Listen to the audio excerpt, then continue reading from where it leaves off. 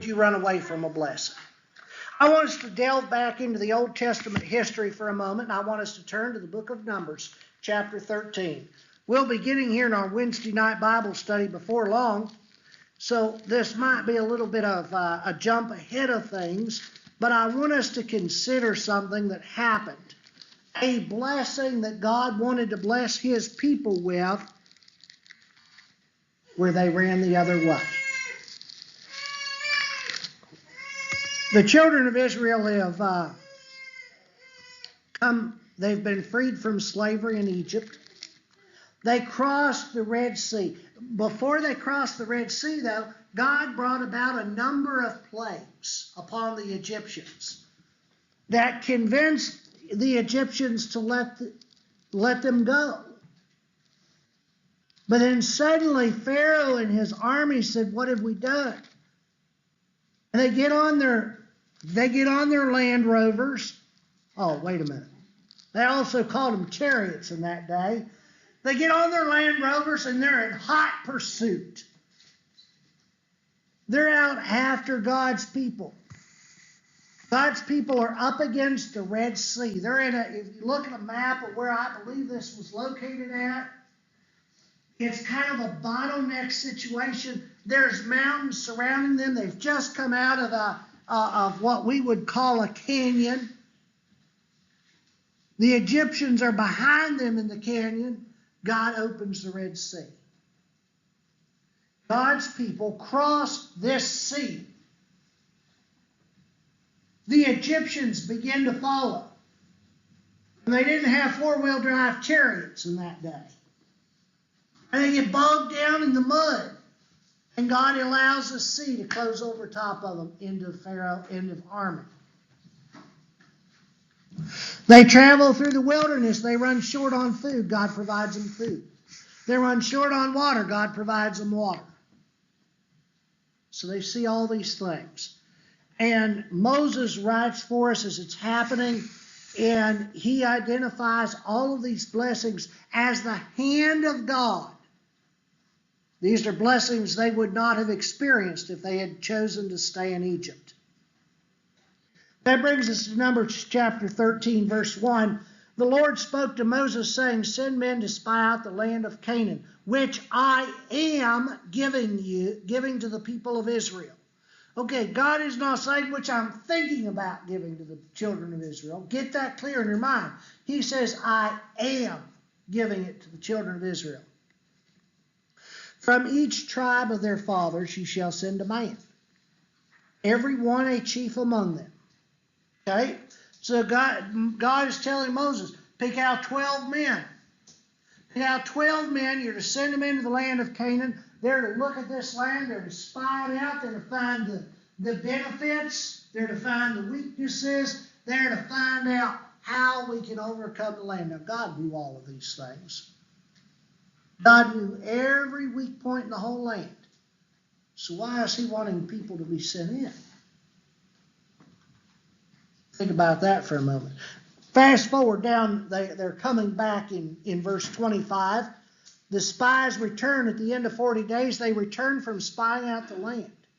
And they came to Moses and Aaron and to the congregation of the people in the wilderness of Paran at Kadesh.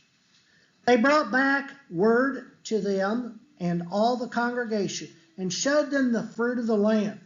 And they told him, we came to the land which you sent us. It flows with milk and honey, and this is its fruit. However, the people who dwell in the land are strong. And the cities are fortified and very large. And besides, we saw the descendants of Anak there. The Anakites dwell in the land of the Negeb. The Hittites, the Jebusites, the Amorites dwell in the hill country, and the Canaanites dwell by the sea along the Jordan. What do we see? Well, realistically, we see a reality. They've seen with their physical eyes fortified cities. They've seen, strongholds. They saw men. The sons of Anak are men of very large stature. Some would say giants by the time there.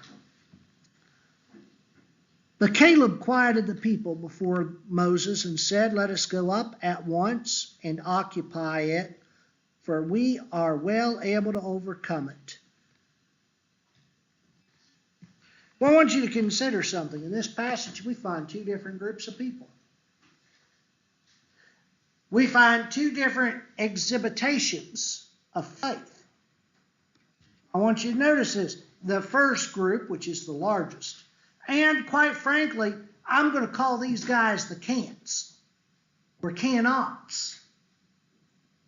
And I've made an observation in my life that nearly always, not 100% of the time, but nearly always, the can'ts make up the majority. Negative thinkers.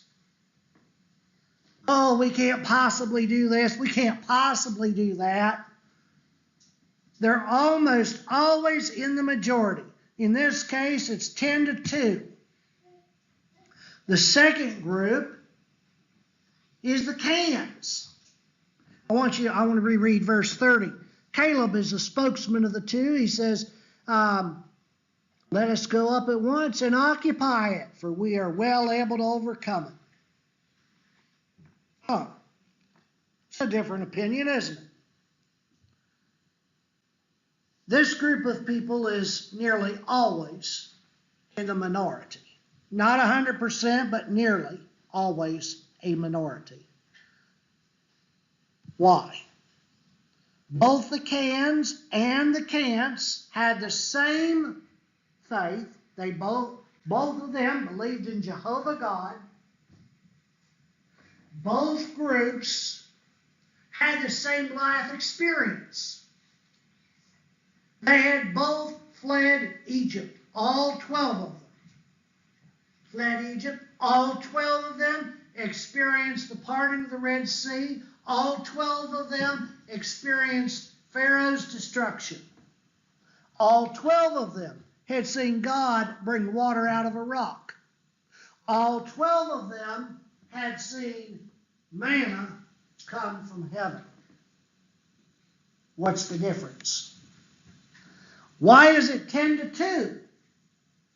And all 12 of them had the same goal. They left Egypt heading for a promised land which God had promised to give them. A blessing. A land, the Bible says, that flowed with milk and honey. So what is the difference?